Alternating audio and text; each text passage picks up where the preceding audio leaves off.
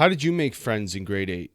For me, it was picking up hookers and selling drugs and running missions for street gangs. Well, that's because my friend had GTA 3, and when it came out, it was the most epic thing in the world. And I remember every weekend just wanting to go sleep over at Buddy's house so that we could just stay up and play GTA all night. It was the most epic game I had ever played in my life at the time. It was one of the most groundbreaking things that's ever been released in video games, period. And it set off a whole new genre and a whole new way for developers and gamers to explore worlds and to build worlds. Honestly, I don't know if there's too many games beyond GTA 3 that were as revolutionary as it was for its genre. It basically created a whole open world 3D genre that so many people have tried to copy and mimic since. Now, I think I'm eligible to talk about GTA and Rockstar Games because I've been playing their games since GTA 2 on the Dreamcast. That was my first exposure to it. And I remember once again hanging out at my buddy's house who had a Dreamcast, and we would play that game. And when we did, I remember feeling like I was doing something wrong. It was like when you bring home that first rap album when you're a kid and you fucking put it on and you listen to the lyrics and you're like, holy shit, I hope my parents don't hear me listening to this. It was like that feeling, but in a game. Hookers, drugs, guns, stealing cars, all of this crazy stuff. It's like, holy smokes, this is a game? And for its time, it was pretty revolutionary because, there wasn't too many more games that were doing stuff like that or pushing boundaries like that. I think Rockstar Games has innovated time and time again. I don't know many more open worlds that are as at least realistic in a sense that when you're exploring them, there's a very good sense of realism and atmosphere as Red Dead 2. So they kind of revolutionized the open worlds there as far as realism goes. I mean, they continue to innovate and innovate. And back in the day, we used to get GTA games every couple years. And if we didn't get a GTA game, we got something in between. We got table tennis. We got Bully. We got Manhunt. Do you remember Manhunt? The news remembers Manhunt. Man, I'm making myself feel dated and old now, but I'm just saying, Rockstar Games used to be, and I guess kind of still is, an innovator time and time again. Now, everything seems focused on online and video games in general, and I don't blame them for following that trend, but I don't want that to be the course for the future moving on only. I I know that GTA Online makes them so much money that they didn't even bother making a DLC for GTA 5. That's literally what happened. They started working on GTA 5 DLC and then they were like, no, we have to just put all our shift and focus into keeping the shareholders happy and making sure that GTA Online is running smooth. So, you know, I just don't want that to be the only thing that they focus on moving forward. So I'm wondering, what's the future of Rockstar Games in general? Is it just GTA? Are they ever going to make anything else? Is it just going to be online? Is the new game just going to be the kind of the way GTA 5 was, where they give us like a basic story that's well done and well crafted, but then that's it and it's forgotten about? I mean, I really hope that's not the case. Dan Houser left at some point, and that shows that there was some turmoil at Rockstar.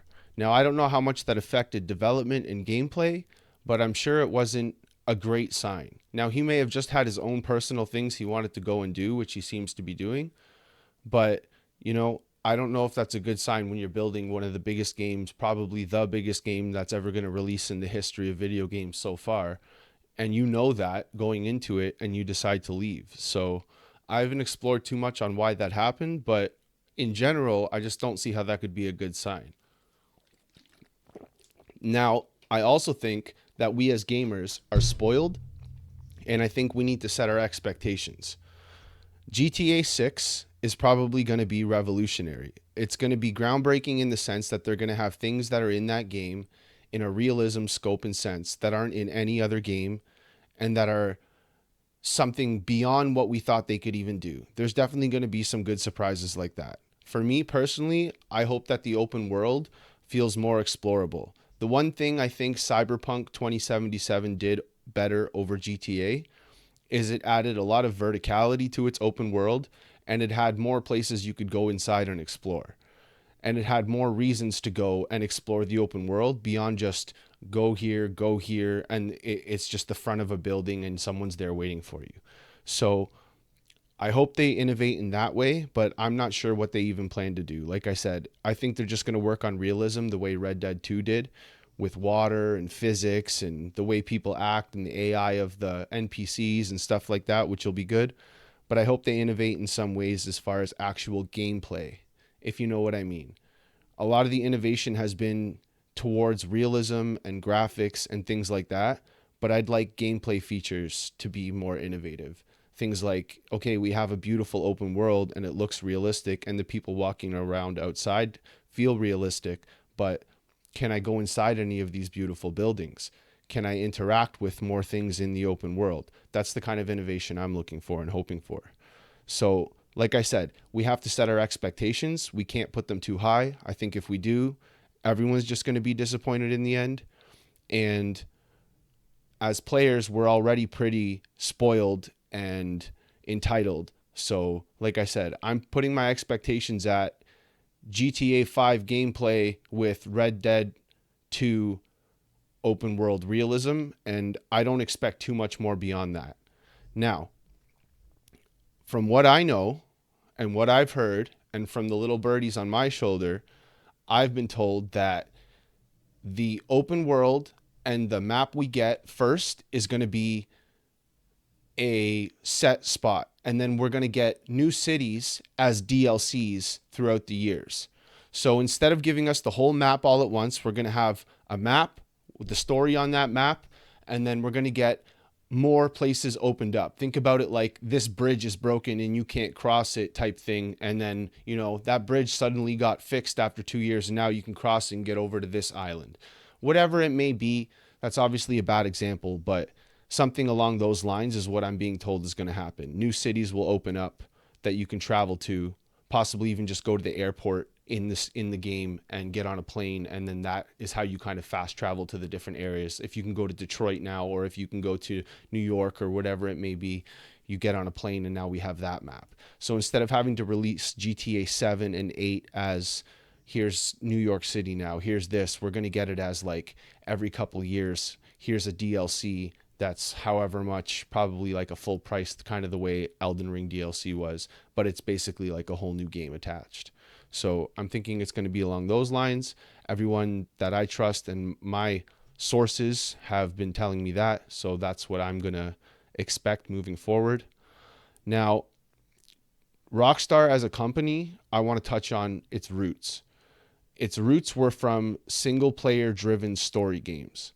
So I understand how much money the online system is making, but I think my expectations are still in check when I think that they should be focusing and will focus a lot more on single player driven story stuff moving forward. And I think we're going to get spin-off games. I don't think we're just going to get GTA. I think we're going to get smaller GTAs attached maybe, or we're going to get maybe whole new games that have nothing to do with Grand Theft Auto. I think they realized that there's a lot of money in other products as well, not just the Grand Theft Auto focus. So I don't know, and hopefully that gets implemented and we get some other stuff from them. Now, the story. What are we getting as far as the GTA story? I think the story is going to be really good. I like what I've seen so far. I don't think they're going to tone things down. That was a big worry I had. I'm like, what if we get a really toned down GTA? We live in a world now where people are overly sensitive and you can't say certain things and you can't do certain things without the whole world getting upset with you. And I don't think they're looking for that kind of attention. But I think they realized that the negative attention they would get if they didn't include that kind of stuff would be far greater than the attention they're going to get for including it and getting in trouble in that way. Your whole player base is going to get really pissed off if you make a Grand Theft Auto that's toned down. And everyone's going to get pissed off if you make a Grand Theft Auto that feels like, you had to remove certain things or you didn't include this or naturally something would be there that now isn't. I think that everyone's going to get upset. So um, I think you're also going to have people get upset if you have things in the game that are, maybe poking fun or pushing boundaries at certain things that are sensitive in the world right now. But I think the amount of people that will give you hate for that would be far less than your whole entire player base getting mad because you decided to make a GTA that felt, less edgy than what was before. I think with all the stuff going on in the world now, comedy and laughter is a great way to lighten situations. So I think if they poke fun at certain things and they do things the way they used to in certain styles, that's going to actually work out really well for them and people will be happy in the long run for it. I think we're moving into a society where, people are getting sick of the BS and we're getting a little less sensitive. So hopefully GTA takes that into account with the game moving forward. The trailer looks like they are not giving a flying fuck about people's feelings, and it looks like it's really over the top, and they seem to have captured that Miami feel really well. So, I think it's going to go really well for them. Um, Please, can we have Manhunt 3? Please. Rockstar Games moving forward, I think we need Manhunt 3. The world needs Manhunt 3. Please. Okay. I think that's it. I'm out.